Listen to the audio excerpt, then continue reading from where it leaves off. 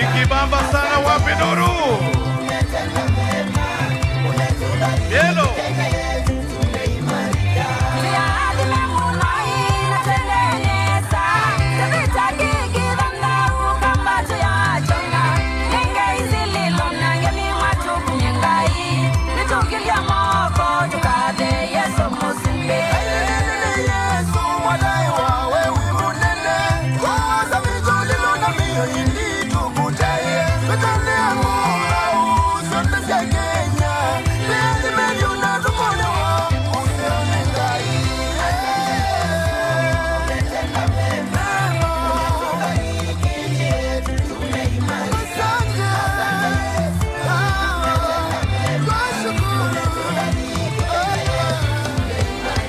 Kasolo.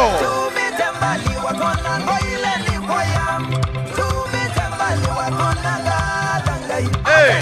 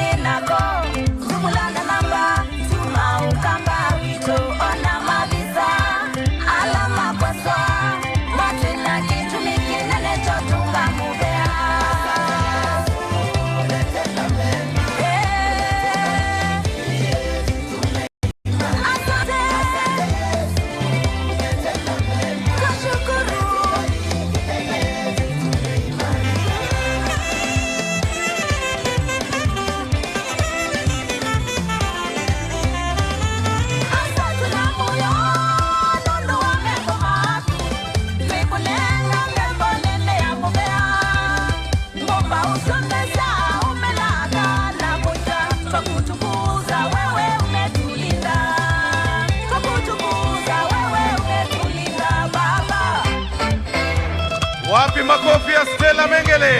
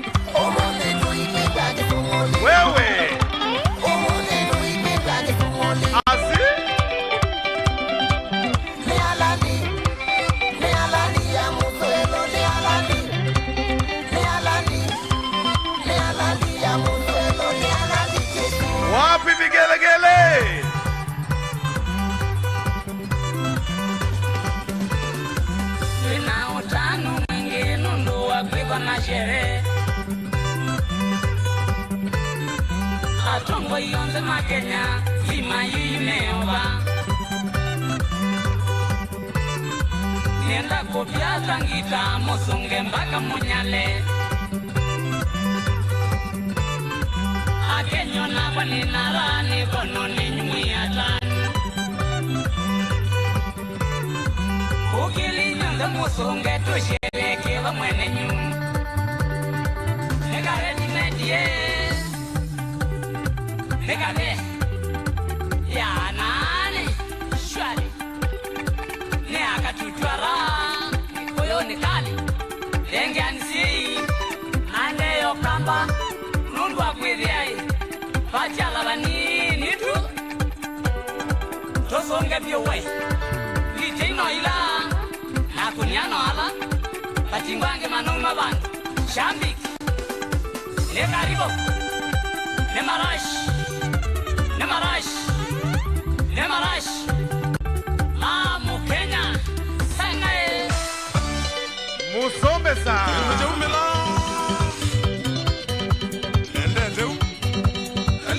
Nande ya Kenya nili yara na ni mailu sivyo sicho nisia kwendesya dunia ni vaigange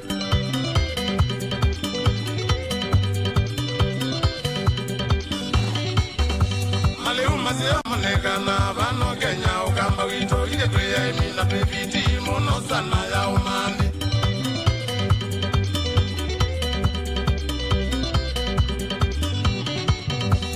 Wanzuke mbaga manganzo mbembangi nyamongo Indo siandithia mbui ngombe Nisindute soko sokamba Sindumba iluze neka Kenya ni mutabasi Kaikindo kosa Kenya ni lingadime Namuzi akitheka kusabo kasivia Nitwembevyo ni ya Kenya tuikwatika Nitwembevyo ni ya Kenya tuikwatika Ana yini yao ya musomesa Indu chumila Mwene ngo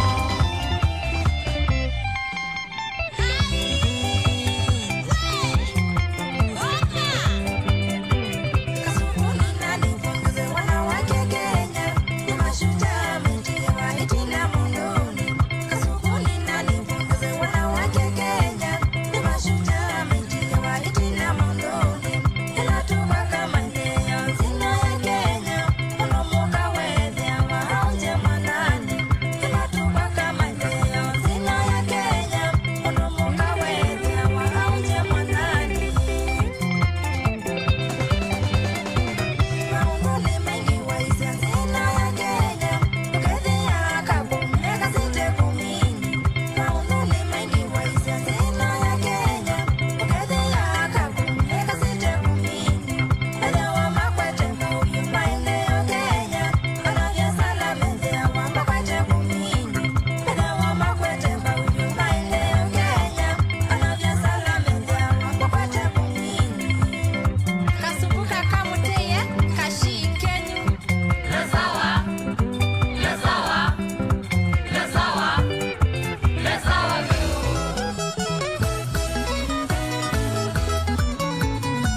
Stella Ningara mwingi nino ya Kenya mbaito Ra mwingi nino ya Kenya mbaito Kenya nini ya wendo muhuo bamweno tanu Ni ya wendo muhuo bamweno tanu Na wiki tuwe wiwa wimwianie Kwanza Kitui tuwe wiwa wimwianie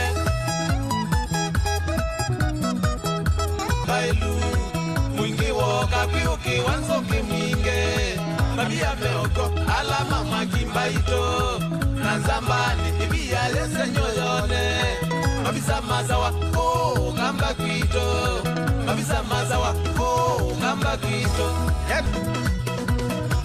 Tunafurahia tamaduni zetu Tunawapongeza wakulima wetu Tunawapongeza wachezaji wetu Tunawashukuru wanabiashara wetu Asanteni sana kwa kukuza uchumi Tunasherekea wanamuziki wetu Kitunguni mukangile Kitunguni mukangile Kitunguni mukangile Kitunguni mukangile Wapi vigelegele Kitui Mheshimiwa Rais, kitunguu ni mukangile inamaanisha utamu wa kitunguu ni jinsi unavyokikaanga. Huo ndio mwisho wa burudani hiyo kwa sasa ambayo imeshirikisha pia wimbo wake Harry Belafonte aliyoupenda sana Raila ulioimbwa mwaka wa 1956. Na kwa sasa Mheshimiwa Rais, kwa ruhusa yako tutaweza kuwaruhusu wananchi ambao wako nje ya uga huu kuruhusiwa kuingia kulingana na taratibu ambazo zimepangwa, machifu wetu wakiwaelekeza. Wakati hayo yanaendelea, Mheshimiwa Rais, tutaletewa nyimbo mbili spesheli. Wimbo wa kwanza ni wa video wa mwimbaji Samidi ambaye alitunga wimbo Baba Hoye kumwenzi aliyekuwa waziri mkuu wa Kenya mwende zake Mheshimiwa Raila Odinga, ambaye atakumbukwa na wengi kama shujaa kwa yale yote aliweza kulifanyia taifa letu. Wakati ninapoendelea kutangaza, naomba tafadhali machifu tuweze kuwaruhusu wananchi kuingia.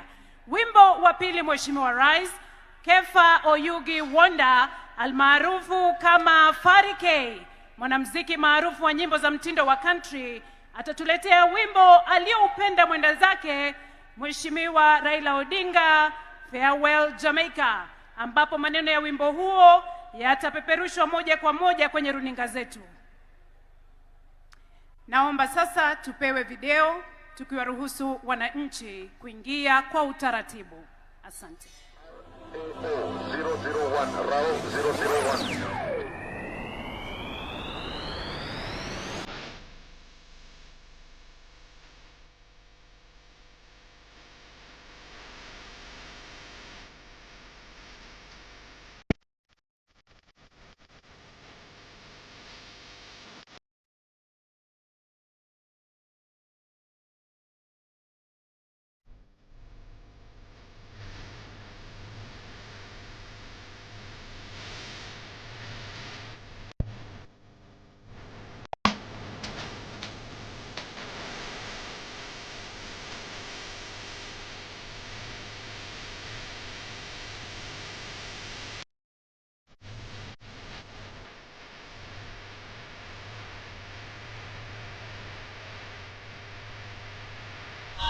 Jifunza kwako tuliona roho safi.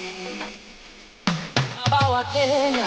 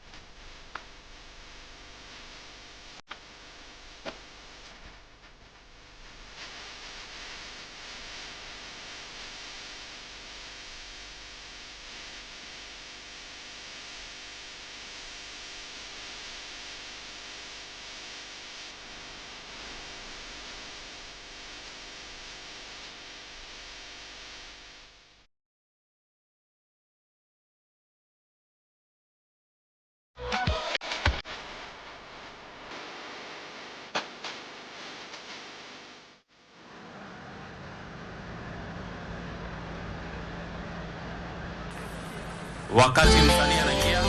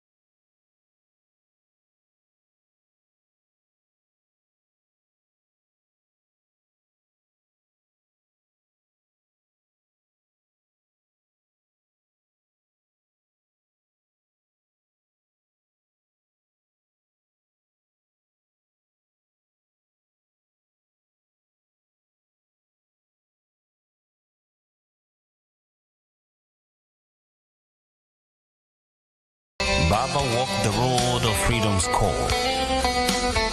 He stood for justice and gave his all.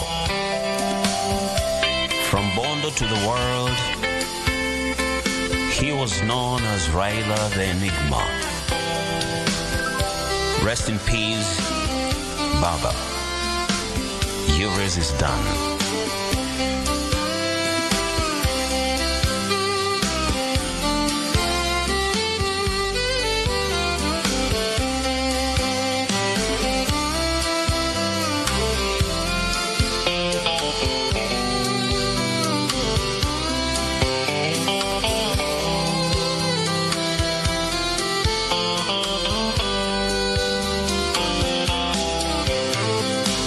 Sad to say you've gone away.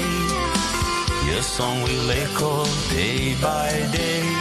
The rivers cry, the people pray for you. Showed us the better way.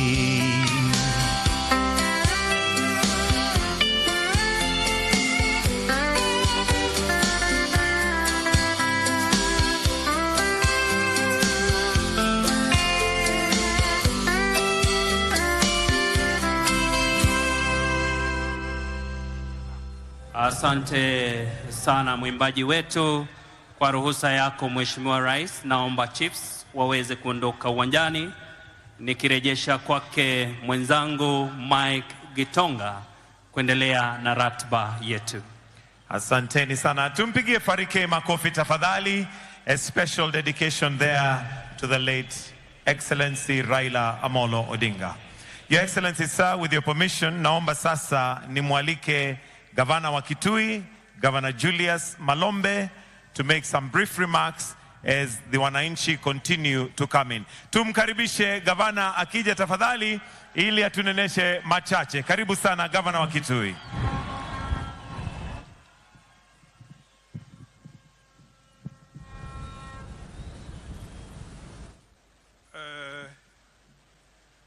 Your Excellency Dr. William Samuel Arap Ruto, the President of the Republic of Kenya and the Commander-in-Chief of the Kenya Defense Forces, Your Excellency the First Lady Mama Rachel Ruto, Your Excellency the President of the Republic of Senegal, Your Excellency the Prime Minister of the Republic of Mozambique, Your Excellency the Deputy President Professor Kithure Kindiki and Dr. Joyce Kindiki, the Prime Cabinet Secretary Honorable Musalia Mudavadi, the Honorable Speakers of the Honorable Speaker of the National Assembly and the Senate, the Honorable Chief Justice and the President of the Supreme Court, and other judges who are here, Excellency Governors and Deputy Governors present, Members of Parliament, that is Senators and National Assembly members present, Cabinet and Principal Secretaries present, our distinguished heroes and heroines from all over the country, mabibi na mabwana, all protocols observed.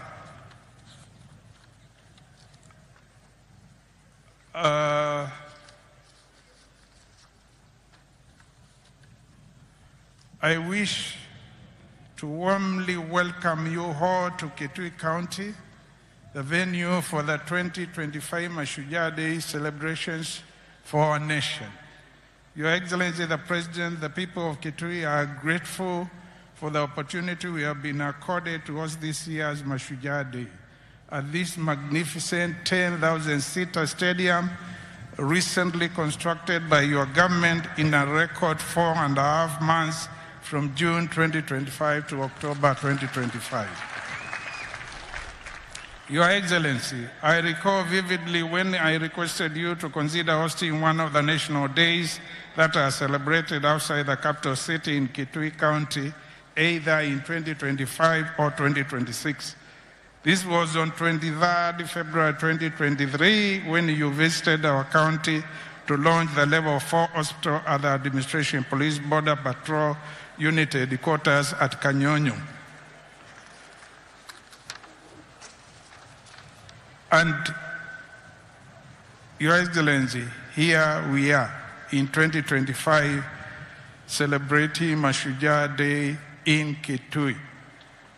This is indicative of your responsiveness as a national leader who is committed to inclusive service delivery and development in all parts of our country. Your Excellency, we are deeply honored that you granted our request. Asante sana. Your Excellency, ladies and gentlemen, Mashujaa Day is a special occasion set aside under our Constitution to honor Kenyans who have sacrificed and exhibited courage and selflessness in the service of our nation.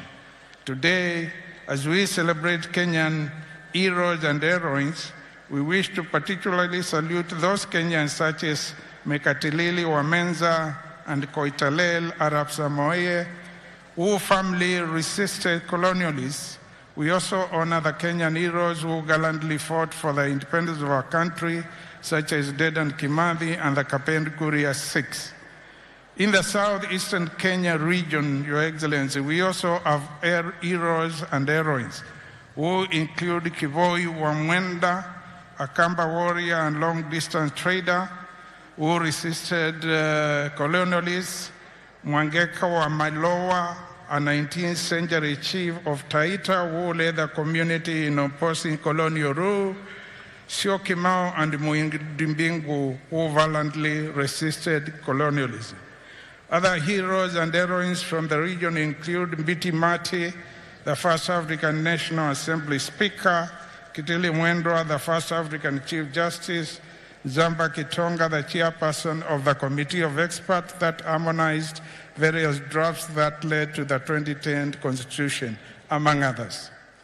The bravery, courage, and resilience of these heroes and heroines are an inspiration to the current and future generations to build a united and prosperous Kenya. Your Excellency, in our country, heroes and heroines are found in all walks of life. They include persons who significantly contribute to our economic development through engagement in the micro, small, and medium enterprises, such as mama mbogas, border operators, juakali traders, barbers, salonists, hawkers, among others. Such heroes and heroines are also found among teachers, nurses, security officers, community health promoters, firefighters, athletes, fishermen, and farmers. In a special way, Your Excellency, I want to take this opportunity to applaud the departed former Prime Minister, the Right Honorable Raila Amolo Odinga, as an outstanding and awesome Shujaa whom Kenyans are celebrating for championing multi-party democracy, constitutional reforms, promoting and defending devolution, and advocating for justice, rule of law, and inclusive governance. Your Excellency, in order to promote inclusive economic growth, your government has been implementing projects in our county focusing on agriculture, micro, small, and medium enterprises, rural electrification through the last mile connectivity program, roads and allied transport infrastructure, housing, healthcare, tourism, technical and vocational training, and the creative economy, including adoption of digital technology, music, arts, and sports. In appreciation, Your Excellency, kindly allow me to briefly highlight some of the projects that your government has undertaken recently in preparation for Mashujaa Day celebrations in Kitui municipality, and these include the construction of this 10,000-seater Idhokwe Stadium, the construction of the Kitui Mini State Lodge, 3, the rehabilitation of the Idhokwe Airstrip, 4, the expansion of rural electrification program to cover an additional 750 households. 5, upgrading to bitumen standard several roads within Kitui municipality. Your Excellency, there are 2 roads which were identified, tendered for, and recommended for award and implementation by KERA as part of the roads to be undertaken in preparation for Mashujaa Day to serve as entry and exit roads for the Ithookwe Stadium and the Kitui airstrip. I would like to request you, sir, that they be implemented as initially planned to be ready for your commissioning when you come back to Kitui, and I believe very soon. These roads are Mdutu, Edhiani, Tiva, Kileko Junction, and Makutano, Maithookwe, Mbusiani, Dhimani, Kolania to Edhiani Road. Your Excellency, there are other projects that are currently being undertaken and others earmarked for implementation by your government. These include markets. 2 have been completed, one at Kakongo in Mwingi West and another one in Kamuwongo in Mwingi North, and 10 others which have been proposed for construction. Then there is housing. The proposed construction of over 2,000 affordable housing units in Kitui, Mwingi, Mutombo, and Kabadi towns, in line with your commitment to provide decent and affordable housing for low and income households in all parts of the country.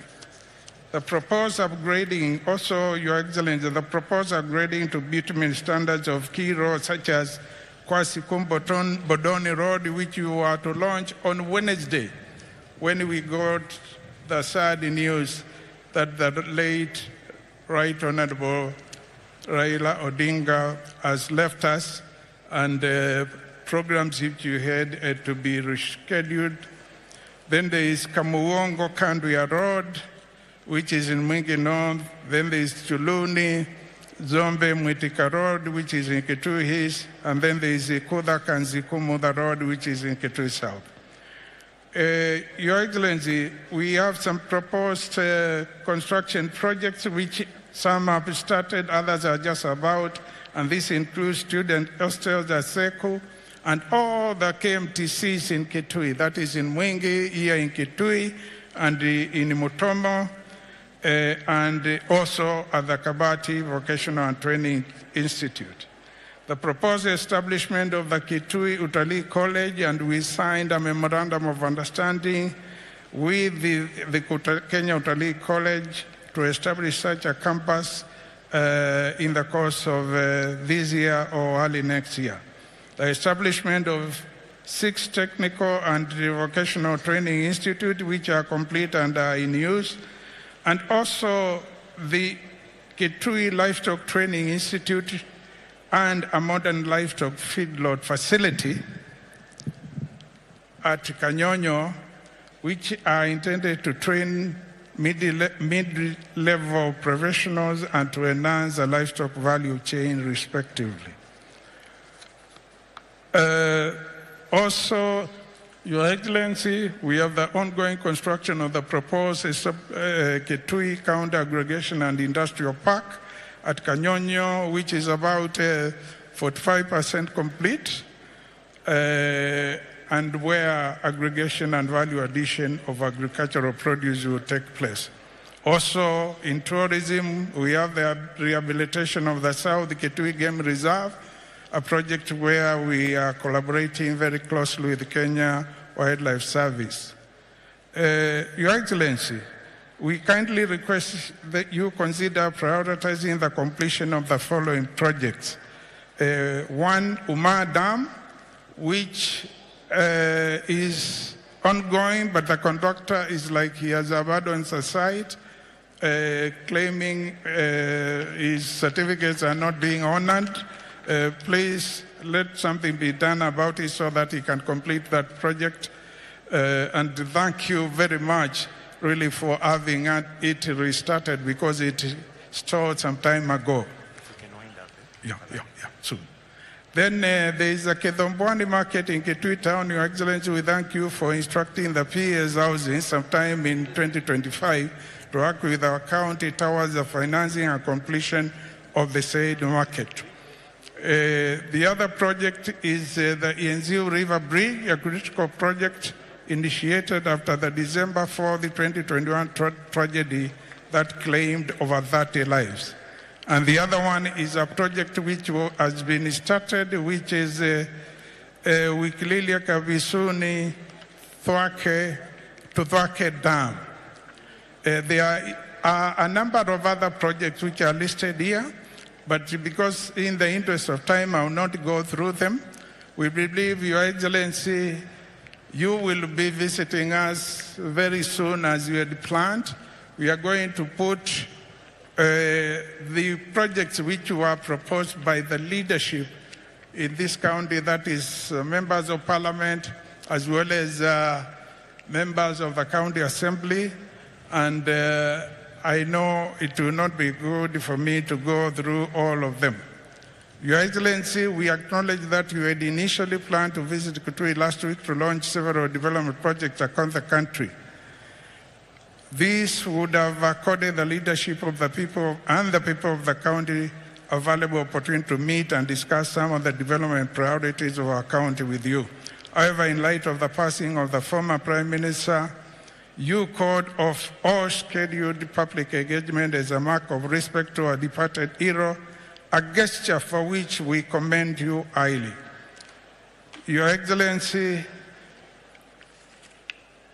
as I conclude, I wish to take this opportunity to thank the Mashujaa Day technical and steering committees, which were led by Mr. Makori and P.S. Raymond Omondlo, respectively, and as well as the regional commissioner and the county commissioner and the county security committee for the way we have worked closely, consulting and solving any problem which arises in a very amicable way.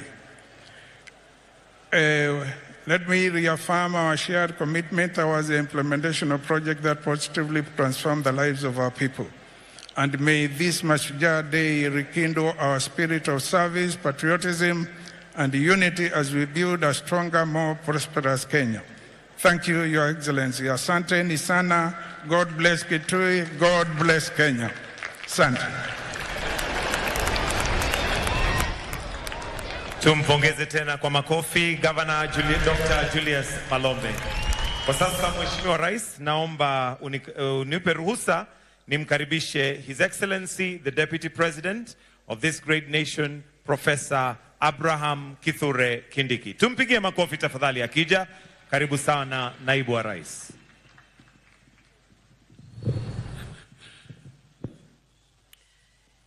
Your Excellency President William Ruto, Your Excellency First Lady Rachel Ruto, Your Excellency President Faye, President of the Republic of Senegal, the Prime Minister of the Republic of Mozambique, fellow Kenyans, we gather here today on this Mashujaa Heroes Day to remember, reflect, and consider where our country has come from.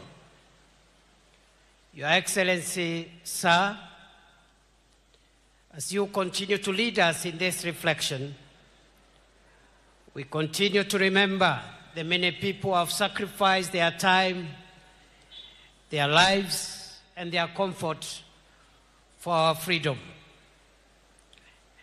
And even at this time, as we continue to mourn the departure of our former Prime Minister, one of the greatest Kenyans to ever walk on our soil, we remember many more, those who have gone before us for selflessly protecting our sovereignty, defending our dignity, and emancipating the black person from colonial domination, for expanding our political rights and freedom, and expanding and perfecting our democracy.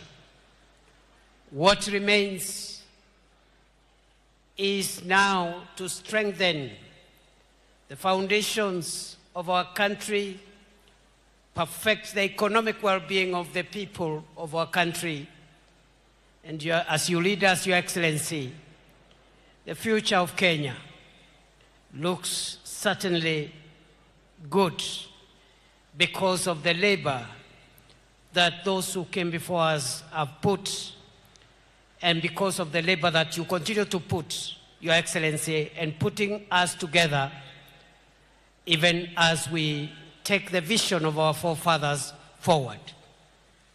Mbaito muyaseo, mbaito muyaseo, muyaseo enge, muyaine museo, na mavira ode.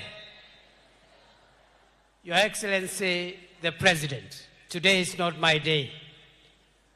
My task is to ask you, Your Excellency, sir, to address the nation on this very special day in the history of our country. Mr. President, welcome. Karibu sana, Mheshimiwa Rais.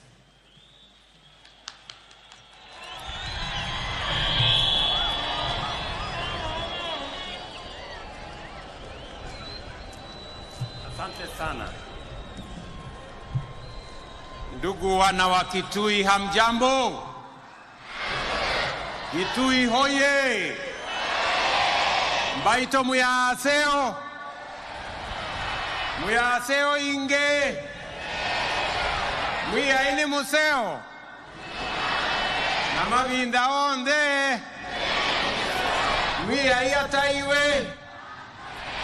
Bwana Yesu asifiwe. Hebu nione kwa mikono. Bwana Yesu asifiwe. Asanteni sana, tunaweza kuketi chini.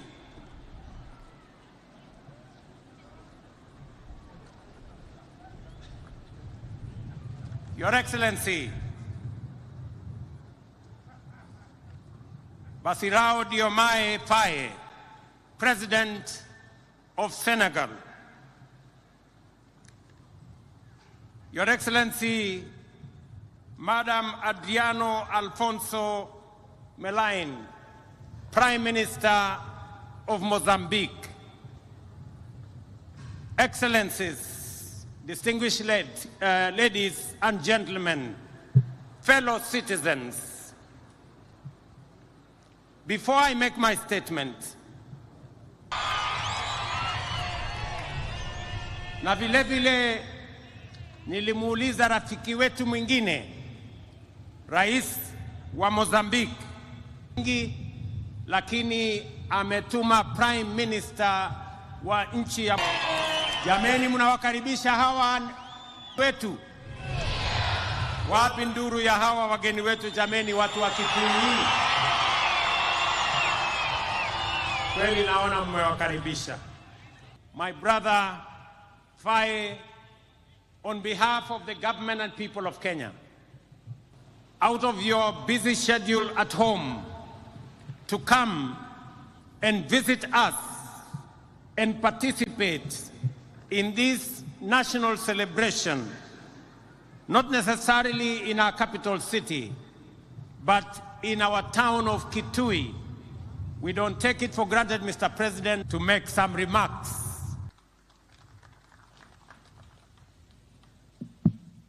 Thank you very much, Mr. President, my dear brother William Ruto, ladies and gentlemen, members of the Kenyan government, honorable members of the National Assembly and Senate, honorable members of Judiciary, ladies and gentlemen, members of the Diplomatic Corps, the Honorable County Governor of Kitui, ladies and gentlemen, habari za asubuhi.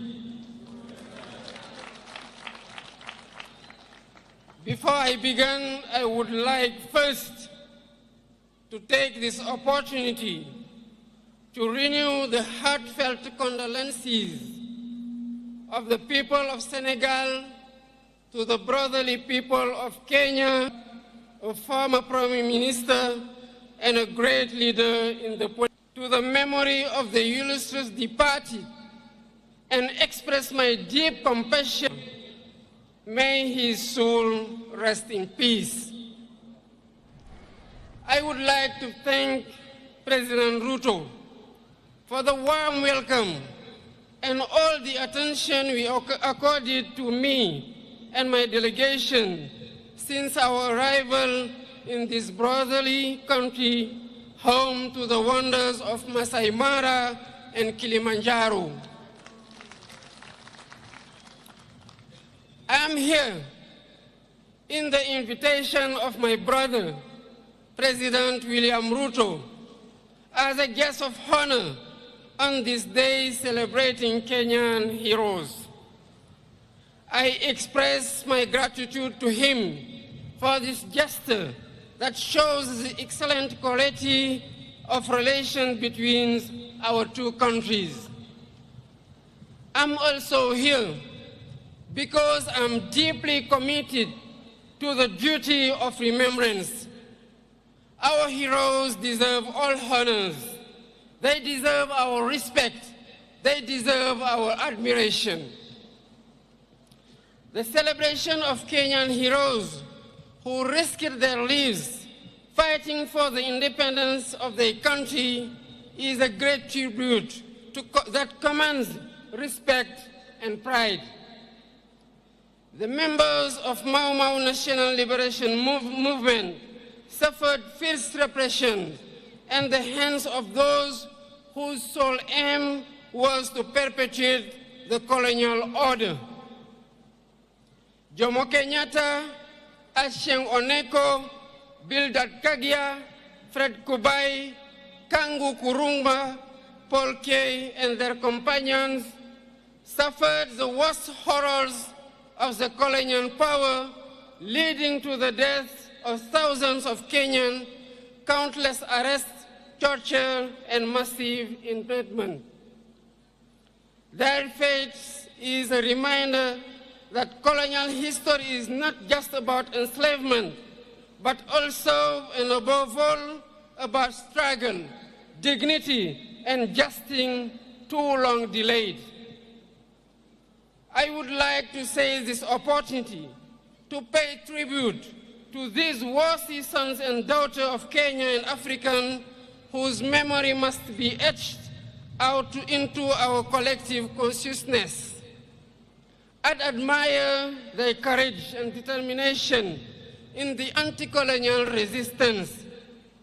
With their blood and sweat, they wrote a great page in the glorious history of liberation. Ladies and gentlemen, colonial repression was not an isolated case in Kenya.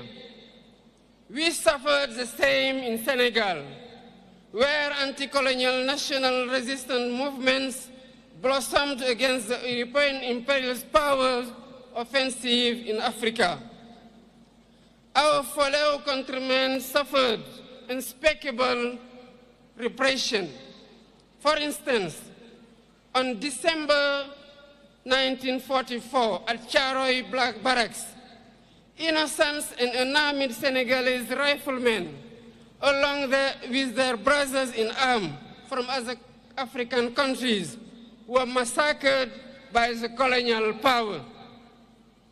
Their only crime was to demand the payment of their allowance, bonuses, and other entitlements. This was one of many premeditated criminal acts, and the facts are undeniable. Out of duty of remembrance, truth, and justice, we cannot forget these horrors, nor the sacrifice of our national liberation heroes and founding fathers of our nation. The full history must be recalled. These valiant sons and daughters of Africa must be celebrated because celebration is an educational tool in the transmission of our values and virtues. This is why I initiated a series of activities to pay tribute to all victims of slavery, colonialism, and all past injustice.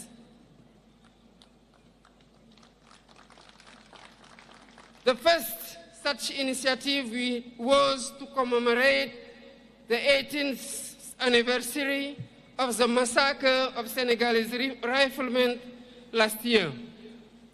We are preparing to mark the second edition on December next, in communion with the 16 other troops contributing nations to the regiment commonly known as Senegalese riflemen. Ladies and gentlemen, to consolidate these various remembrance initiatives on the African continent, it is vital that we develop synergy in our efforts. I am on the view that to reclaim our history and restore the memory and dignity of these valiant Africans, we need to take several steps, including, first, build monuments and museums in honor of our heroes to serve as open spaces of reverence and remembrance. Second, build documentation and research centers to keep records, testimonies, and narratives about our heroes, while supporting research and education on this history of great African resistance fighters against slavery, colonialism, and worse form and injustice. Third, our streets, public squares, and buildings should bear the names of our heroes so that their sacrifice and faith of arms be etched into our daily life and collective history. Fourth, teach our history in our education curricula. Thus, future generation will grow up with a thorough understanding of these episodes of our past. Fifth, initiate throughout Africa days dedicated to our heroes, like the one we are celebrating today. This is what will sustain the memory of our heroes, just as sustainable energy solution, the theme of this year's celebration, will help transform our lives. With the mastery of energy and sufficiency production capacity, Africa shall build the foundation of her development, the engine for her economic transformation, and foster technological and social innovation. Long live the memory of Kenyan heroes. Long live the memory of African heroes. I thank you for your kind attention. Wapi makofi ya Rais wa Senegal jameni. Asanteni sana. Wacha sasa nimuite kwa heshima kubwa Mama Prime Minister wa kutoka nchi ya Mozambique. You're welcome, Your Excellency, to make your statement. Please. Karibu.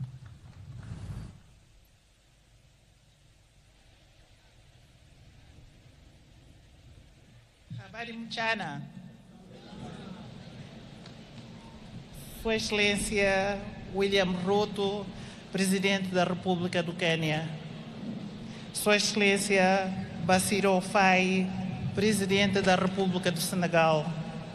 Excelências, minhas senhoras, meus senhores, todo o protocolo observado. Your Excellency William Ruto, President of the Republic of Kenya. Your Excellency Bassirou Faye, President of the Republic of Senegal. Excellencies, ladies and gentlemen, all protocols observed.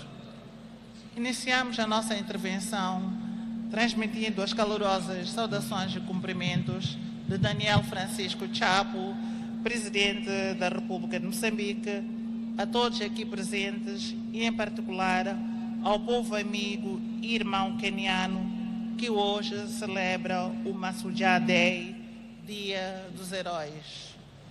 I begin my remarks by conveying warm greetings and best wishes from His Excellency Daniel Francisco Chapo, President of the Republic of Mozambique, to all those present here today, and in particular, to the friendly and brotherly people of Kenya, who today celebrate Mashujaa Day, the Day of Heroes.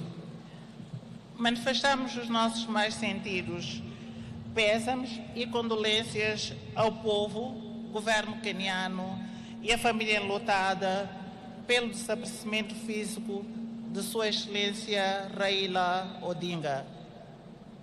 We extend our deepest condolences and heartfelt sympathy to the people and government of Kenya and to the bereaved family on the passing of the late Right Honorable Raila Odinga. Com seu desaparecimento físico, Quênia e todos os países africanos perdem um verdadeiro nacionalista cuja voz continuará a ecoar na luta por uma sociedade mais justa e democrática. With his passing, Kenya, and indeed all African nations, have lost a true nationalist whose voice will continue to resonate in the struggle for a more just and democratic society. Excelências, as festividades e comemorações do Dia de Heróis que hoje aqui assinalamos, para além de ser um momento de recordações e homenagens, constitui um momento de introspecção e reflexão de uma nação sobre os feitos dos seus melhores filhos que lutaram, morreram e sacrificaram por uma causa tão nobre que é de libertar, construir, preservar e consolidar o seu país. Excellencies, the festivities and commemorations of this Mashujaa Day, which we mark here today, are not only a time of remembrance and tribute, but also a moment of introspection, reflection for a nation, and time to honor the deeds of its finest sons and daughters who fought, died, and sacrificed for the noble cause of liberation, nation building, preservation, and consolidation. Recordar os pais fundadores do país, Jomo Kenyatta e seus 5 companheiros, assim como outros heróis conhecidos e anônimos, é um ato de preservação da história coletiva do povo queniano.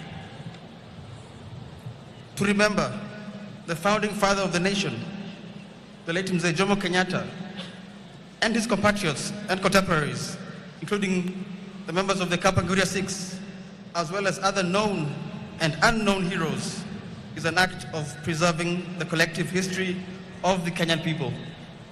Esta efeméride é também de reafirmação da sua visão, valores e determinação, elementos estes que continuam a servir de alicerce e bússola para a contínua construção de uma Quênia que se pretende cada vez mais desenvolvida, justa e inclusiva. This occasion is also one of reaffirmation of Kenya's vision, values, and determination, elements that continue to serve as the foundation and compass for building a Kenya that aspires to be ever more developed, just, and inclusive. Os seus ensinamentos, ideais e valores continuam vivos, não só no seio dos quenianos, como também dos povos africanos, constituindo ferramentas e referências fundamentais para que continuemos a construir e a consolidar as conquistas até aqui alcançadas. Their teachings, ideals, and values remain alive, not only among Kenyans, but also among the peoples of Africa, serving as essential tools and points of reference as we continue to build upon and consolidate the gains attained thus far.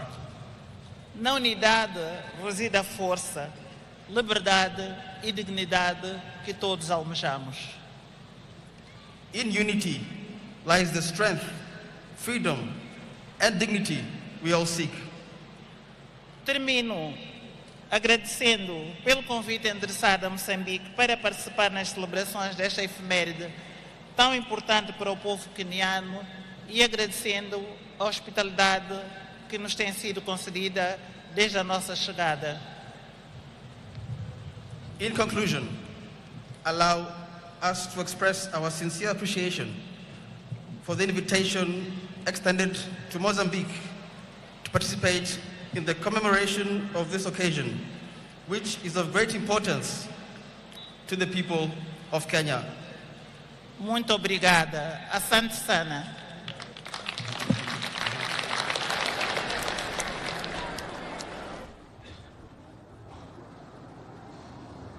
Asante sana Mheshimiwa Prime Minister. Wapi makofi ya mama Prime Minister wa kutoka Mozambique jameni, asanteni sana. Today we gather as a nation, as one people, here at Ithokwe Stadium in Kitui to celebrate Mashujaa Day, our National Heroes Day.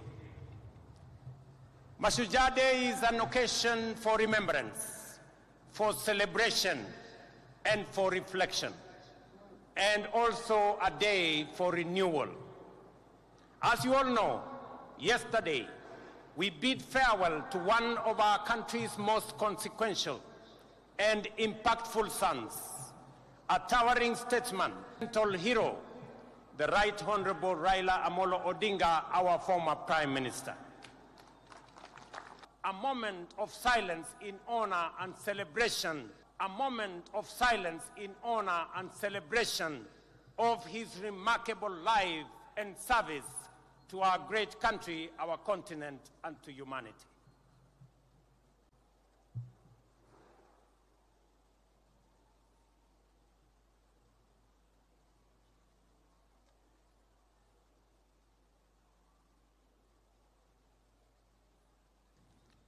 Sons and daughters of our motherland, Kenya, Raila Amolo Odinga aspired and labored and filled with limitless opportunity for all of us. Baba envisioned and fought for a nation where, in the immortal words of our national anthem, justice is everyone's shield and defender, where we all dwell in unity, peace, and liberty, and a Kenya that has plenty within its borders. It goes without saying that it is precisely because of great and irrepressible giants like Raila that we find within ourselves the courage and inspiration to go further, to dream bigger, and to pursue higher ideals. For greatness and nobility are never achieved by settling for the ordinary or the comfortable. They are seized by those who dare to push the frontiers of possibility, by those who refuse to be confined by what is, but instead reach boldly for what could be.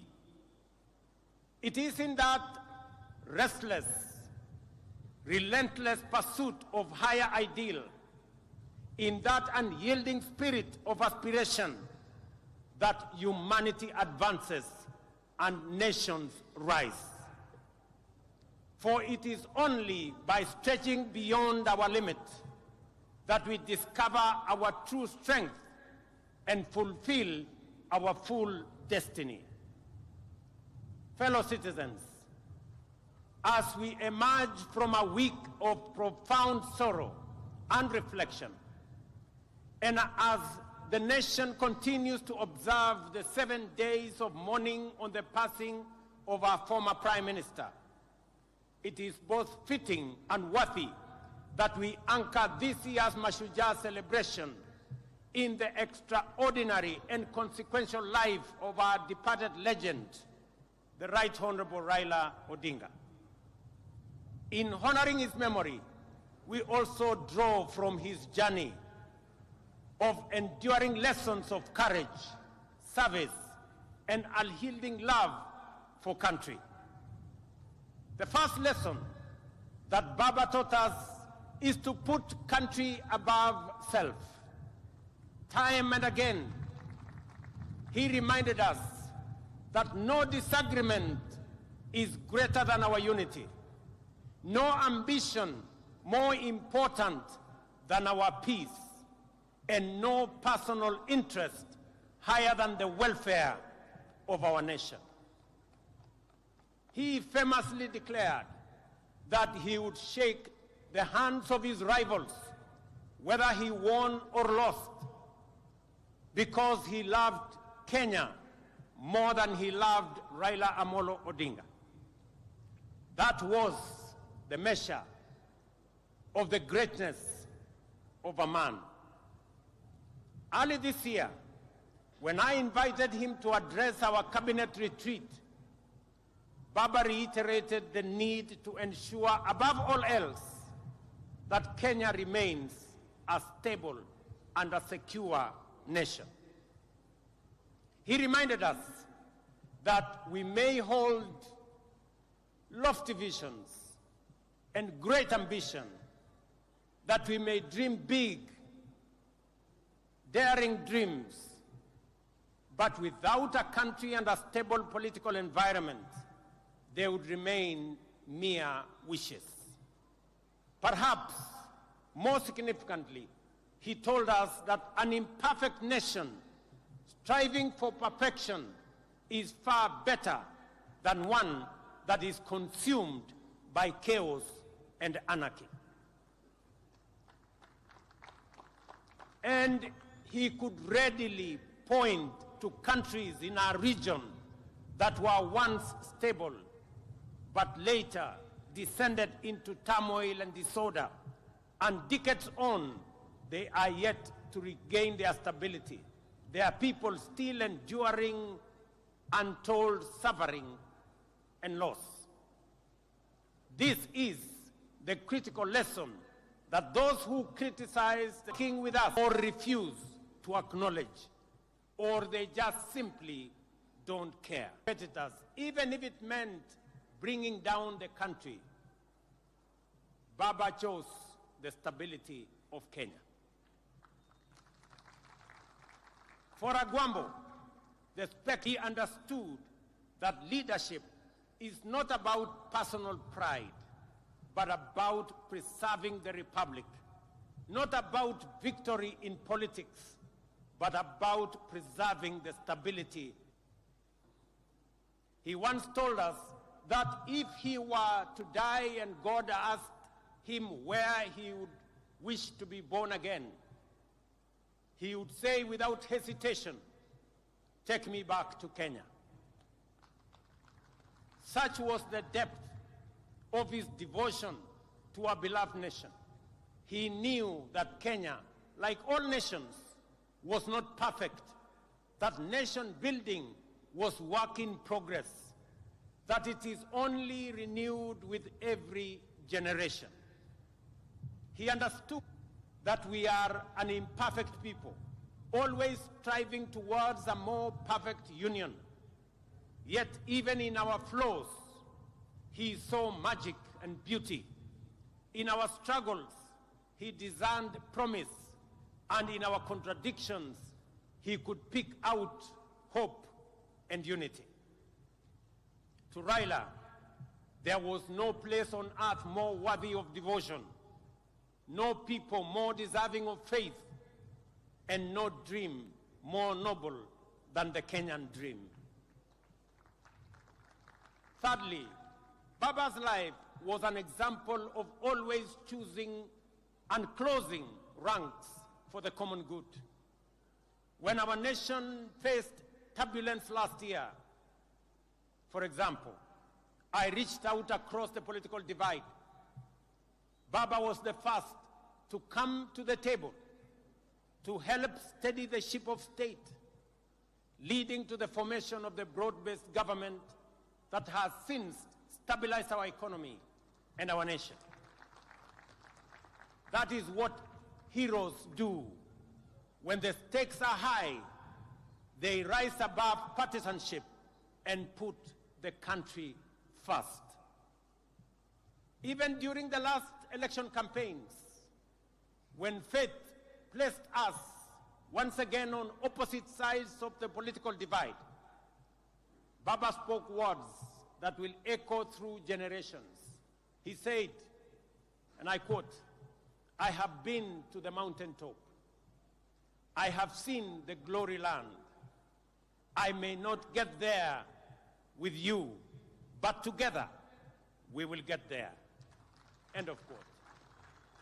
In those words lay the essence of his leadership: selfless, visionary, and anchored in faith that Kenya's destiny transcends any individual.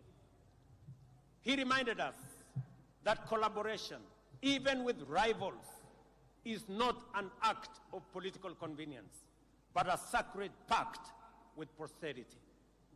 For Baba, it was never about him becoming president.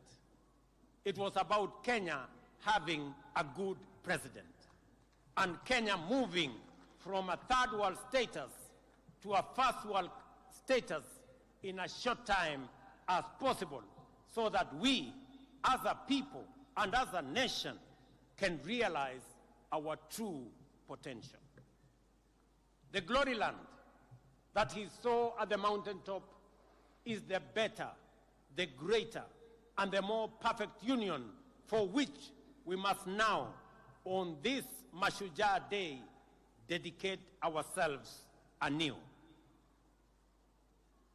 Fourth, our former Prime Minister was a foremost preacher of national unity.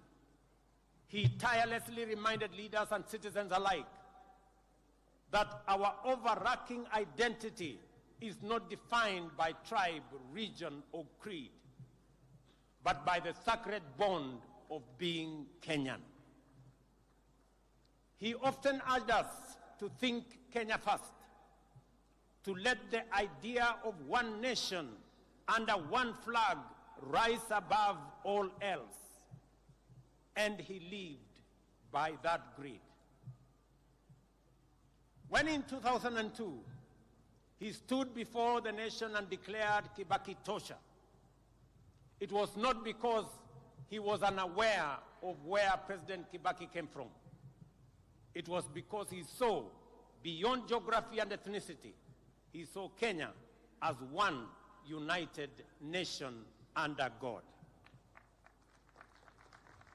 Fellow countrymen and women, it would therefore be a desecration of his legacy if we were to allow ourselves to be divided by sectarian interests, by the peddlers of hate, or by the see nothing good about Kenya battalion.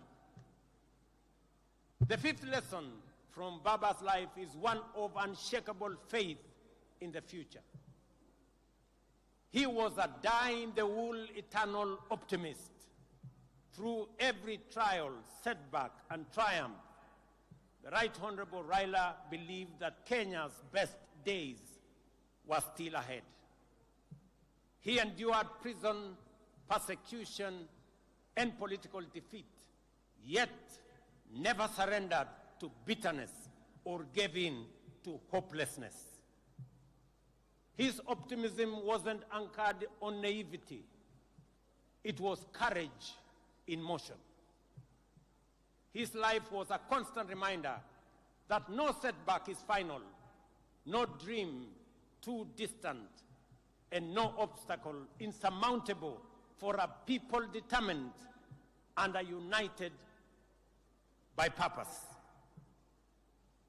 At this juncture, fellow patriots, allow me to share reflections on the future of our great country, drawn from my intimate and wide-ranging conversations with the Right Honorable Raila Amolo Odinga in the final months of his remarkable journey, as well as with leaders from across the political divide. In our engagements, Baba often spoke with immense passion and at times frustration about the pace of our national progress. He would often wonder why nations like South Korea, Singapore, or Malaysia, which were once at par with Kenya just a few decades ago, had leapt forward to first world status while we still grapple with the basics. In those moments of honesty and deep introspection, we came to a shared conclusion that the true driver of national development is leadership. And I repeat, is leadership.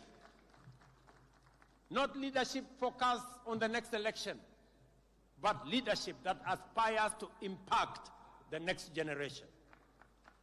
Leadership that dares to dream beyond its time and even its capacity. Leadership that is bold, visionary, and relentless in pursuit of the common good of our nation. And we agreed that if Kenya is to attain first world status within our lifetime, as it must, we should set for ourselves daring, audacious goals and pursue them with unwavering focus. It is in this very conviction, ladies and gentlemen, that has guided my engagements with leaders and stakeholders from across the political divide. I have consulted with my former boss, the fourth president of Kenya, His Excellency Uhuru Kenyatta. I have held discussions with majority of members of parliament, and they are here. I have consulted with many governors and grassroots leaders from every corner of the nation. And I will continue to engage because Kenya's progress must never be a partisan pursuit. It is a national inclusive mission. Through these deliberations, I have arrived at a clear conclusion that although we have made commendable progress in stabilizing the nation over the last 3 years, the time has come to take the country to the next level. And to do so, we must act decisively on at least 3 national priorities. Our first priority is food security. We cannot speak of prosperity while spending over 500 billion shillings every year importing food into Kenya, including maize, importing wheat, rice, sugar, edible oil, among many. This is not just an economic burden to us. It is a threat to our sovereignty. A nation that cannot feed itself, ladies and gentlemen, is not a nation that can claim to be free or sovereign. The only viable path available for us towards this goal now, fellow citizens, is through the expansion of irrigation and the modernization of our agriculture. Rain-fed farming can no longer sustain our growing population or our aspirations. That is why we have now set an ambitious target to build at least 50 mega dams across Kenya and to bring at least 2 million acres under irrigation. Let me emphasize that this is not a far-fetched dream. It is a necessity that must be realized within the next decade. We must become not only a food-secure nation, but also a major exporter of farm produce in the coming years. We have many markets that we have negotiated. We have the American markets under ACOA. We have the Chinese market that is now open for us. We have the European market that we have negotiated under the Economic Partnership Agreement. We have the Africa Continental Free Trade Area market of 1.4 billion that we can export to. Our second priority is enhanced value addition, agro-processing, and manufacturing through industrialization. To transform Kenya into a prosperous, job-creating, wealthy nation, We must become a country that makes things, not merely buys or imports them. A country that exports finished products, not raw materials. A country where industries absorb labor, spur innovation, and expand wealth across every region. We are already laying the foundation for this transformation.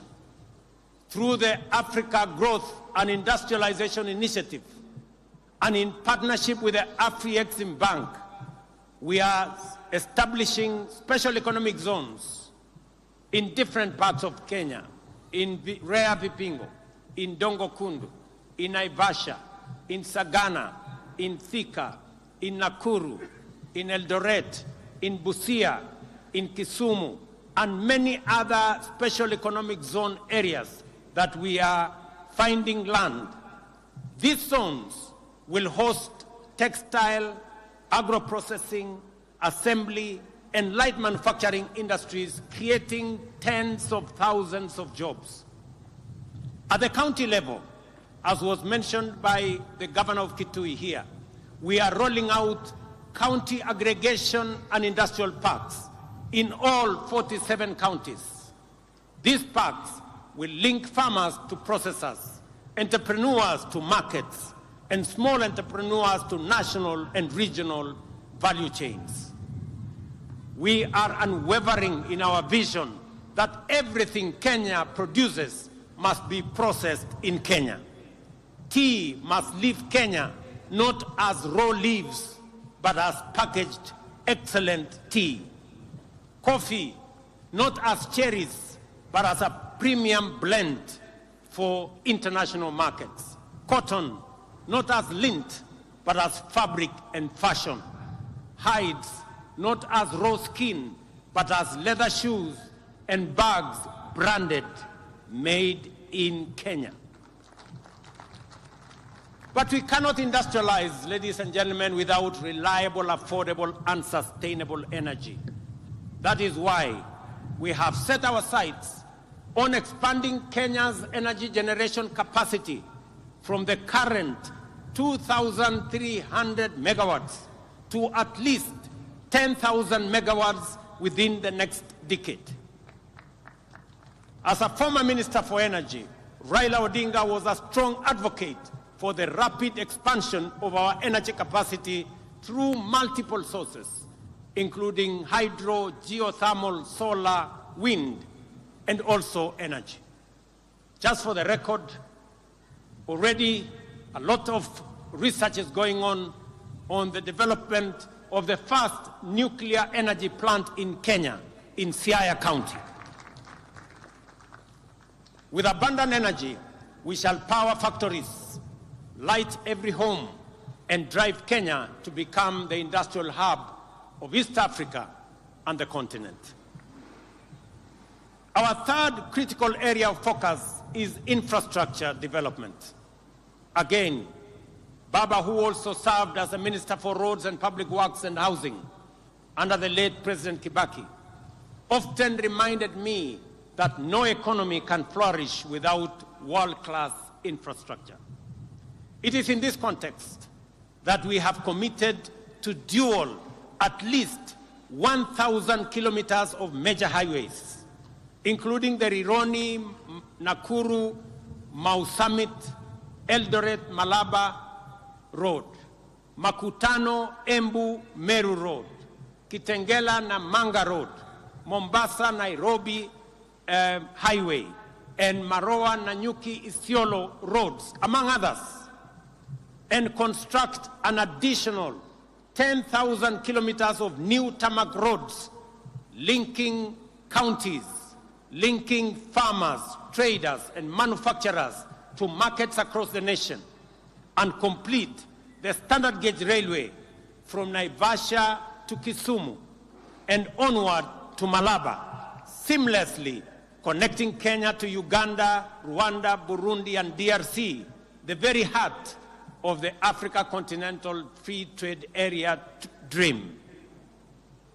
Fellow citizens, to some, these projects may seem too ambitious, perhaps even out of reach.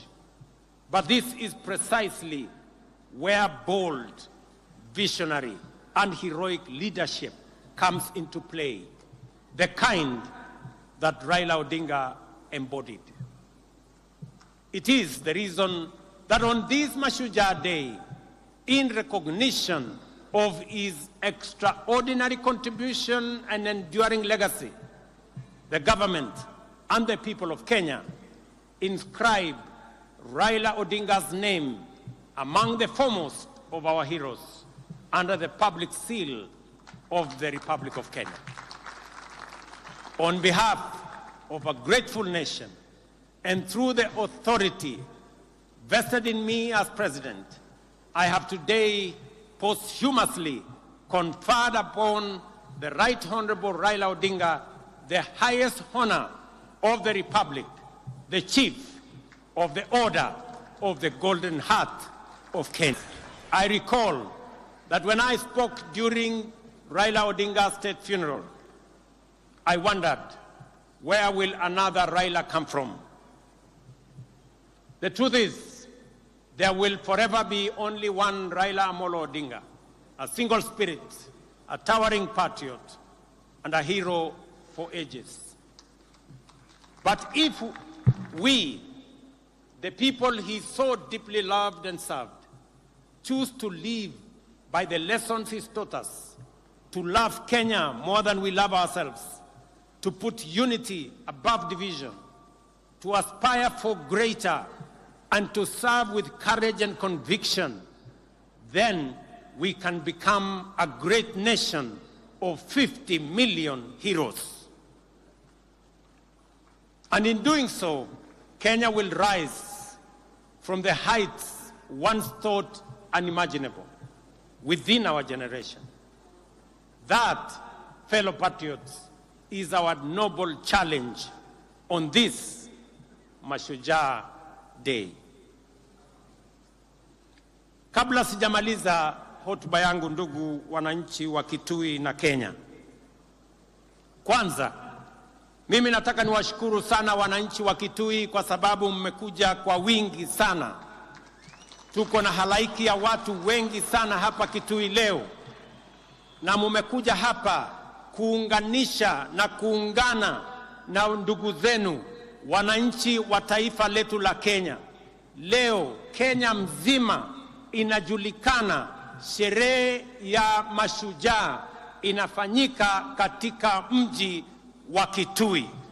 Wana Kitui, watu wa Kitui, asanteni sana kwa kuwa wenyeji na kwa kutusaidia in hosting this great day as we celebrate Kenyan heroes. Kutoka kwangu na serikali nzima la taifa la Kenya, na waambia watu wa Kitui, asanteni sana.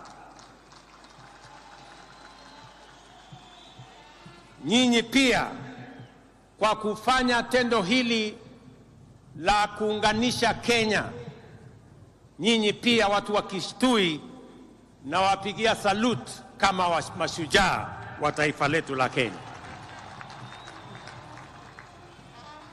Nyinyi mnajua nilikuwa na mpango ya kutembea hapa Kitui kwa shughuli ya mambo ya maendeleo ya taifa letu, hasa mambo ya maendeleo ya Kitui County. Ilikuwa nije hapa Wednesday, na nikuwe hapa tena Ijumaa, na nikuwe tena hapa kesho na kesho kutwa. Nilikuwa nimepanga safari ya siku 5 hapa Kitui na pia katika sehemu zingine za Ukambani. Lakini kwa sababu ya msiba tuliopata, hiyo ziara yangu sasa nitaipeleka mbele kidogo. Wiki 2 zijazo mimi nitakuwa hapa. Mimi nitakuwa hapa. Na nitakuwa hapa makusudi kwa sababu Kitui, Ukambani kwa siku nyingi imewachwa nyuma. Na mimi nimesema kwa vyovyote Mungu anijalie hii Ukambani haitawachwa nyuma tena. Nataka mnisikize jameni, ndugu zangu, watu wa Kitui.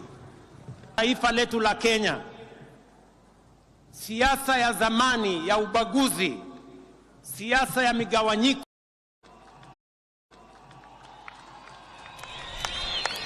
mnanielewa? Wacha nirudie maneno ya zamani. Nasikia hata kuna wengine wanajaribu kueneza siasa ndogo, ati maskini jeuri. Iko maskini jeuri ya kufanya nini? Hakuna umaskini itabaki hapa Ukambani. Tunataka tuungane, tushirikiane, tufanye kazi kwa pamoja. Nataka mnisikize ndugu zangu, watu wa Ukambani. Hii stadium tulijenga kama serikali ya Kenya. Tumeweka hapa milioni 750 tujenge hii stadium na bado haijakamilika. Tangojea pengine mwezi moja ikikamilika, tumejenga kila mahali, tumeweka parking mzuri, nitakuja kufungua rasmi ikiwa imekamilika. Na ni kwa sababu tunafanya hivi sio Ukambani peke yake. Tunafanya hivi katika taifa letu la Kenya. Pia nimeamrisha wizara ambayo inahusika na michezo pia tujenge stadium kama hii pale Machakos, na tujenge stadium kama hii pale Wote, pale Makueni, kwa sababu nchi ya Kenya ni nchi ambayo inajulikana na ni mashuhuri kwa mambo ya michezo, na sababu hiyo stadium and infrastructure ya mambo ya michezo lazima tuwe nayo. Wewe Waziri Mvurya, unajua vile utafanya tukamilishe hii, ili mapema mwaka ujao tuanze Machakos na tuanze pale Makueni, kwa sababu tunataka Ukambani itembee sambamba na sehemu zingine za taifa letu la Kenya. Hapa vile vile tumejenga uwanja wa ndege. Mimi nataka niwaeleze ya kwamba hiyo uwanja haijakamilika. Bado tutajenga terminal building. Tunataka hiyo uwanja ikae kama viwanja zingine za ndege sehemu zote za Kenya. Hapa vile kiongozi gavana amesema kuna barabara tulisema tumetengeneza. Kuna zingine zimekamilika, kuna zingine bado. Mimi nataka niwahakikishie yale yote ambayo tuliweka katika mpango yetu tutakamilisha, kwa sababu tunataka wakati tunabadilisha Kenya pia Ukambani inabadilika.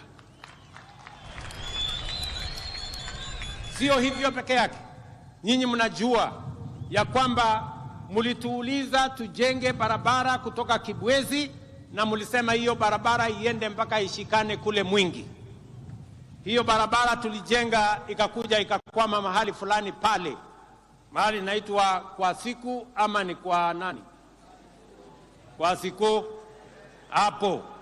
Sasa mimi nataka niwatangazie mahali hiyo barabara ilikwama. Sasa nimetafuta pesa ya kuikwamua, kujenga ifike Migwani mpaka ifike Mbondoni, iungane na barabara ya kwenda Garissa. Tunaelewana jameni? Na nishamwambia Waziri Davis Chirchiri yuko hapa kwamba hiyo barabara sitaki tena mambo ya barabara hiyo kukwama. Tunataka tukamilishe hiyo barabara, kwa sababu mpango yetu ni kuhakikisha ya kwamba Kenya inasonga mbele. Nyinyi mnajua hizo barabara na miradi mingine nyingi zilikwama kwa muda mrefu kwa sababu tulikuwa na matatizo na uchumi wa taifa letu la Kenya. Na niliwauliza kwa unyenyekevu, munipatie nafasi kidogo ninyoroshe mambo ya uchumi. Sasa mimi nataka niwatangazie uchumi wa Kenya sasa iko steady. Na sasa tuko na mpango kamili ya vile tutasukuma mambo ya maendeleo ya taifa letu mbele. Vile vile viongozi wetu hapa walituuliza ya kwamba kuna barabara ingine ya kutoka Chuluni kwenda Zombe mpaka Mwitika. Hiyo barabara vile vile sasa tuko na contractor na tutawajengea hiyo barabara, kwa sababu tunataka tuhakikishe watu wa Kitui East, na mimi najua mbunge wenu Bwana Nimrod Mbai yuko hapa, ni mtu msumbufu sana anai, ya kwamba barabara ya kutoka Ikudha kwenda Mudha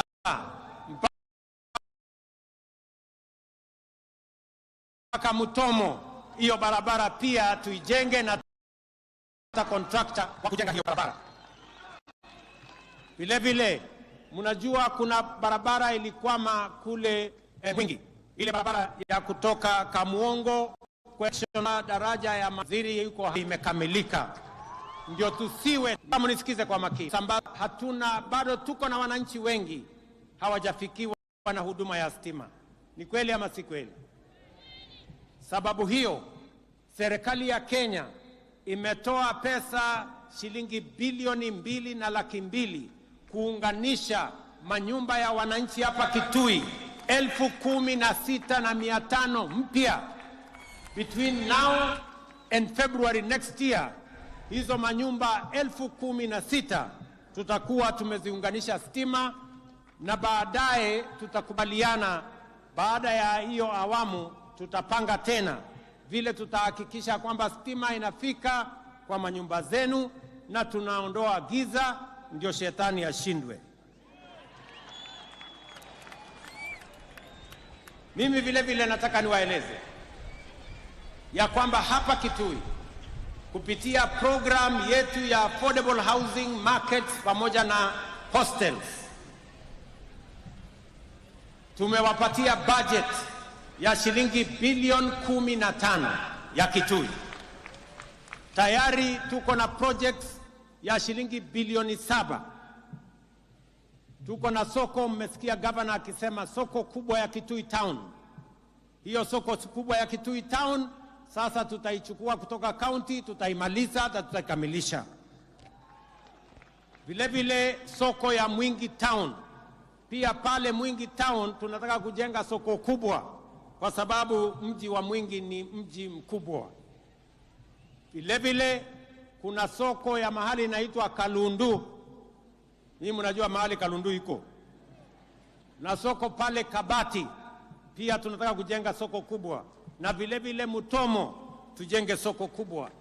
Alafu tuko na soko zingine 10 katika sehemu mbalimbali. Soko yote tunajenga hapa Kitui ni soko 14 mpya, ambayo itasaidia wakulima wetu waweze kupata mahali ya kupeleka mazao yao isiharibike. Tuwe na storage, tuwe na cold room, tuwe na mahali ya kuuza, mahali kuna heshima, mahali kuna maji, mahali kuna stima, na mahali wale wote wanaofanya hiyo biashara wanaweza kuendesha biashara hiyo bila ya matatizo yeyote. Vile vile sasa tumepatiana kandarasi ya hostels ya vijana katika TVET zetu, universities hapa Kitui. Wanafunzi 5,600 watafaidika kutoka hostels ambazo tumetangaza kandarasi na tutajenga in the next 1 year ziwe zimekuwa complete. Mimi naelewa vile vile kwamba hapa Kitui tuko na shida ya mambo ya maji. Kweli si kweli? Mnajua tuko na damu kubwa hapa Thwake, na hiyo damu imejengwa muda mrefu. Mimi sasa nataka niwatangazia kwamba tumepata pesa bilioni 9 ya kukamilisha hiyo damu ya Thwake. By April, May next year, that dam will be complete, na itasaidia watu wa Kitui, watu wa Makueni na watu wa Machakos. Tutaweza kupata maji ya manyumbani na maji ya irrigation. Na ili kuondoa chafu, nyinyi mnajua hiyo mto ambaye inatoka Nairobi ndio inaleta maji mpaka hapa Kitui. Pia kule Nairobi ndio tusiwaletee maji machafu. Kule Nairobi tuko na mpango kubwa ya kusafisha Nairobi River ambayo inaendelea saa hizi. tuko na vijana karibu 40,000 wanashughulika na kusafisha Nairobi River ili maji itakayotoka kule iingie hapa Kitui, iende Thwake, isiwe ni maji machafu. Tuhakikisha kwamba mnapata maji masafi ndio tuweze kutumia manyumbani na vile vile tuweze kutumia kwa mambo ya kilimo. Vile vile umesikia kiongozi wamesema ya kwamba pia Umadam. Hii Umadam ilianzishwa miaka 15 iliyopita. Sasa hii ni aibu kidogo. Hii dam jameni, mimi nataka tumalize hii dam by next year, hata kama haijafika mwezi wa 4 tumalize hiyo dam. Hii dam haiwezi kuwa inajengwa, watoto watazeeka tukijenga hiyo dam. Kwa hivyo mimi nimemwambia waziri, na waziri yuko hapa, Bwana Muridhi, mambo ya hiyo dam, whatever it takes, we must get the resources and complete that dam, kwa sababu watu wa Kitui wanahitaji maji kutoka dam hiyo ya hapo Uma. Na vile vile niwaeleze ya kwamba tayari tuko na mpango ya dam ya High Grand Falls ambayo iko kati ya kaunti yenu ya Kitui na kaunti ya Tharaka Nithi katika sehemu ile ingine. Katika zile dams 50 ambazo nimesema tutazijenga, mega dams just like Thwake, one of them is going to be the High Grand Falls Dam that we are now planning on how we are going to complete that dam. Nataka kusema mambo mawili ya mwisho. Nyinyi mnajua tumesema ya kwamba tunataka mambo ya afya isiwe ni starehe ya watu matajiri ama watu walio na kazi ama wale wako na uwezo. Tunataka afya iwe ni haki ya kila Mkenya. Na sababu hiyo ndio tumeweka mpango mpya wa universal health coverage ambayo itahakikisha kwamba kila Mkenya anaweza kwenda hospitali yeyote atibiwe na mpango wa serikali iweze kulipia gharama ya hospitali. Watu wa hapa Kitui katika orodha yetu ama statistics yetu, watu wa Kitui ambao mumejiandikisha kwa SHA ni watu 405,000. Watu 405,000 wamejisajili kwa watu 1,100,000, kumaanisha 36% ya watu wa Kitui wamejiandikisha. Mimi nataka niwaulize wananchi wa Kitui, kujiandikisha ni bure. Wewe ujiandikishe. Ukijiandikisha itatusaidia kujua madawa ambayo inahitajika ni kiasi gani, wauguzi ni kiasi gani, equipment ya kutumia katika matibabu ni kiasi gani.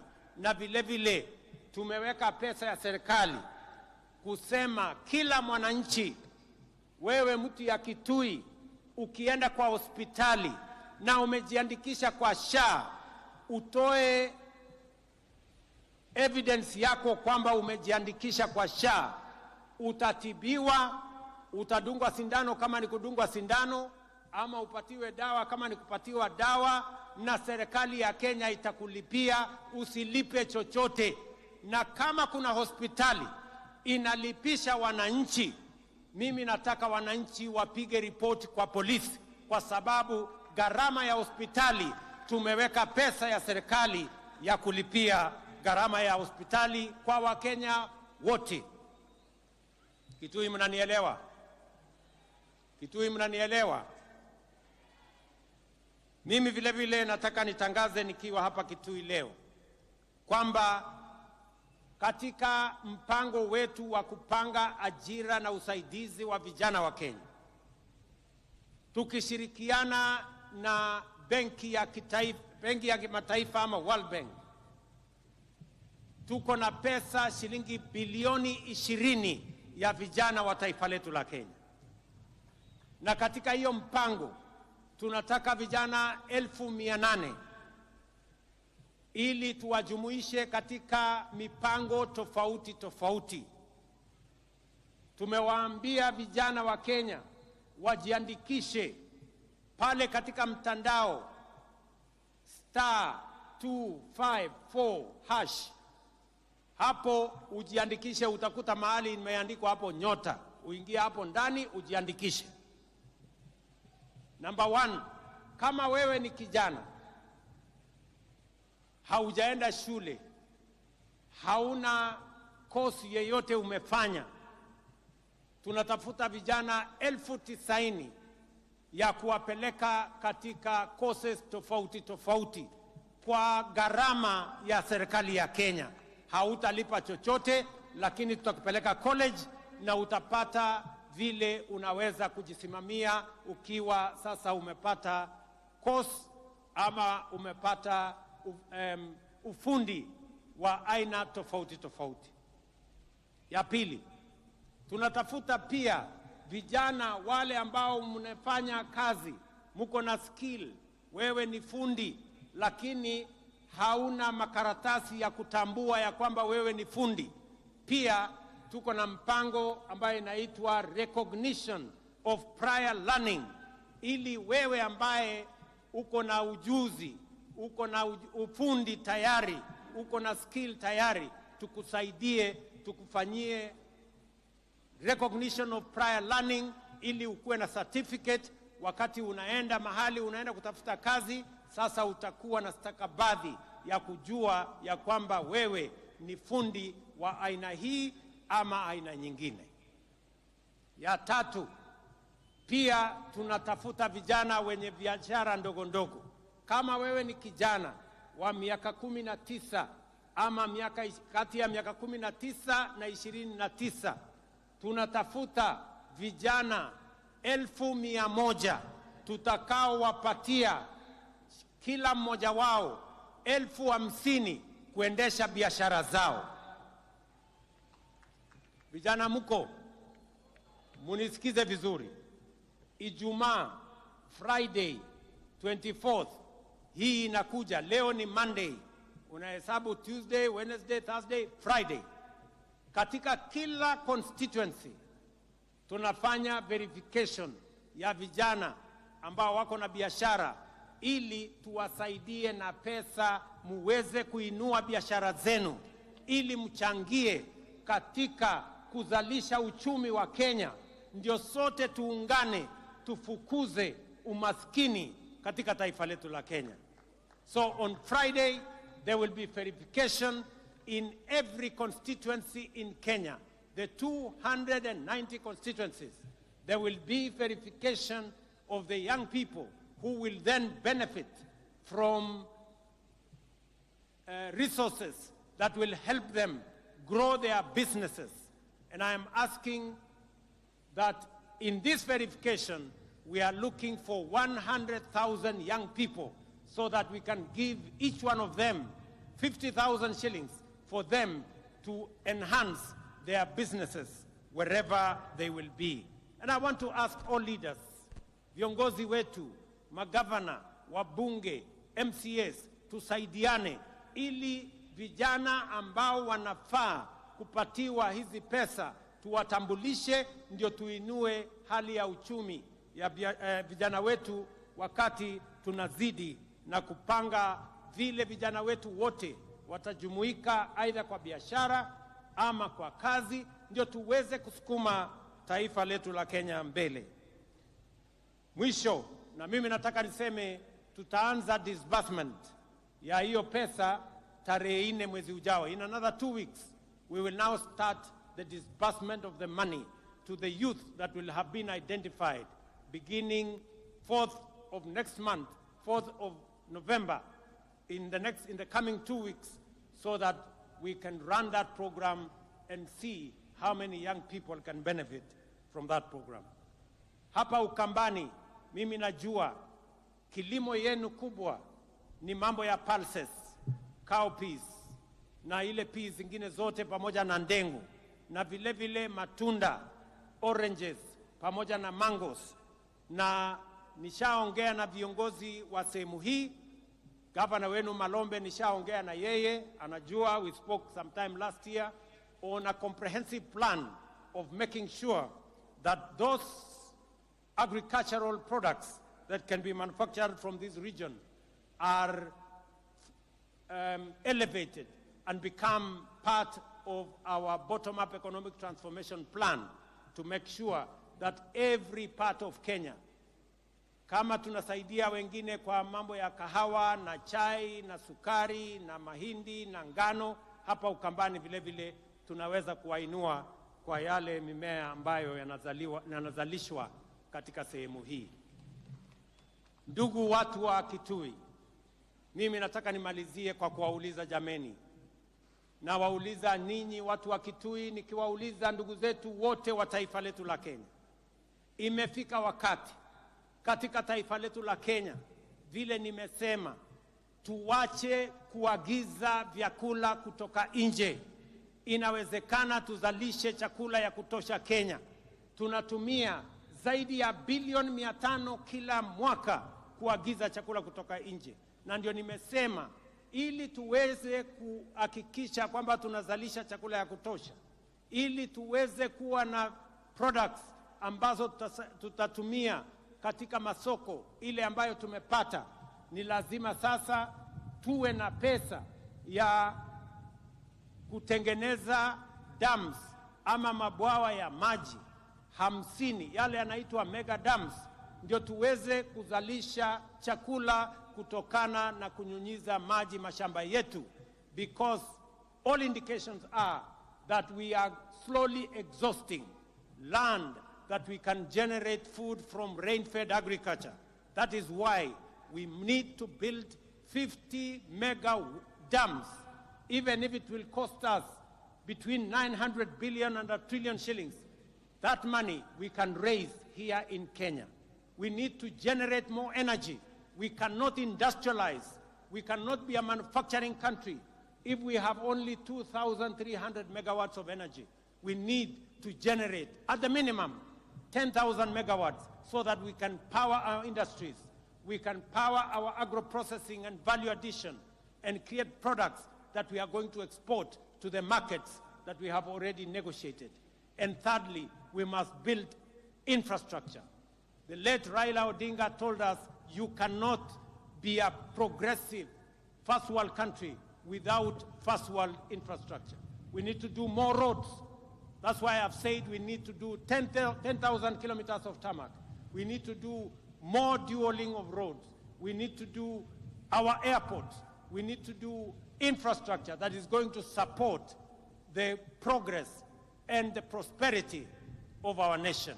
I want to ask us, I am asking leaders here in Ukambani, I am asking leaders, members of parliament from across Kenya, governors from across Kenya, I am asking political leaders from across Kenya that we hem in together, we rally together and lift this nation.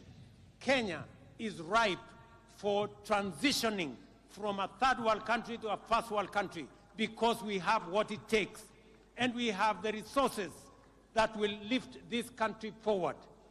We will be moving to parliament for us to set up the National Infrastructure Fund, a fund that is going to be funded from our taxes, from proceeds, from privatization, and from other development partners, so that we have a dedicated fund that is going to drive our energy generation, the construction of the dams, the construction of infrastructure, the same way other countries have done. And together with that, we are also going to set up a fund that is going to look after our future.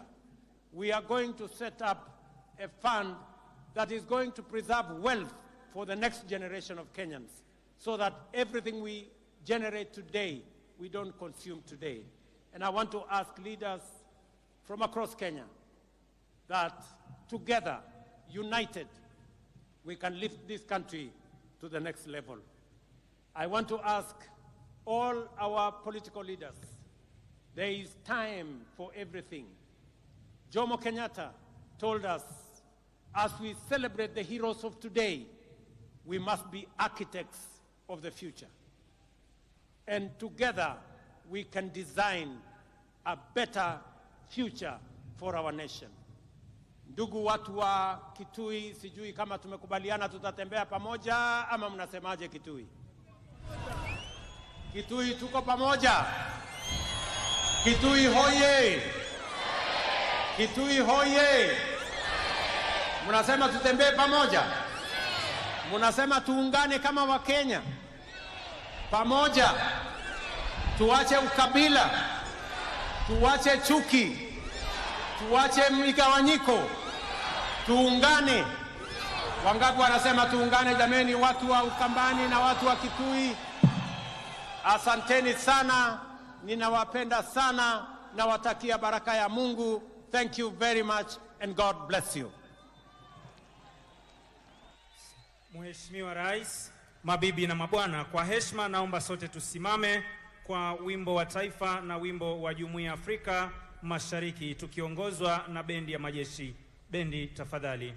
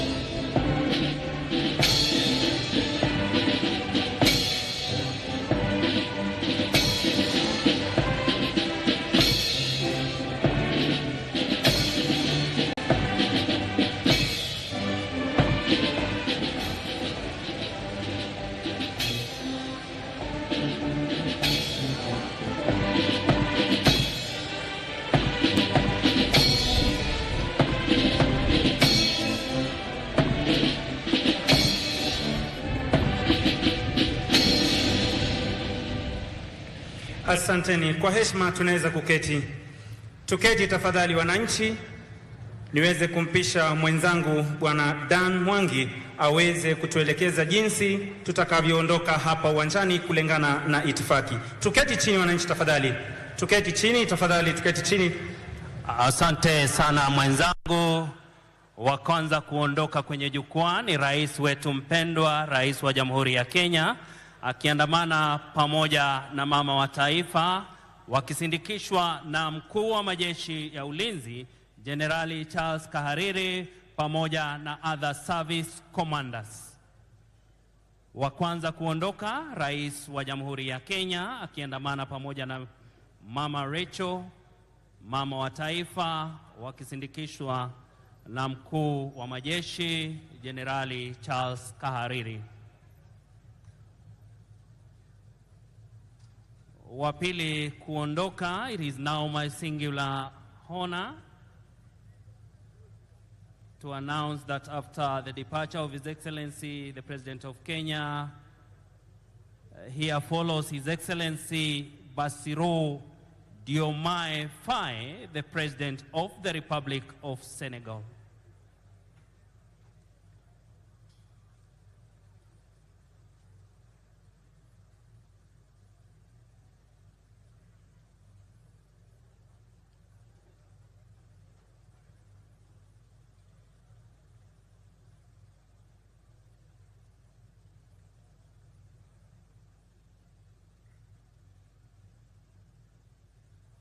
Thank you, Your Excellency.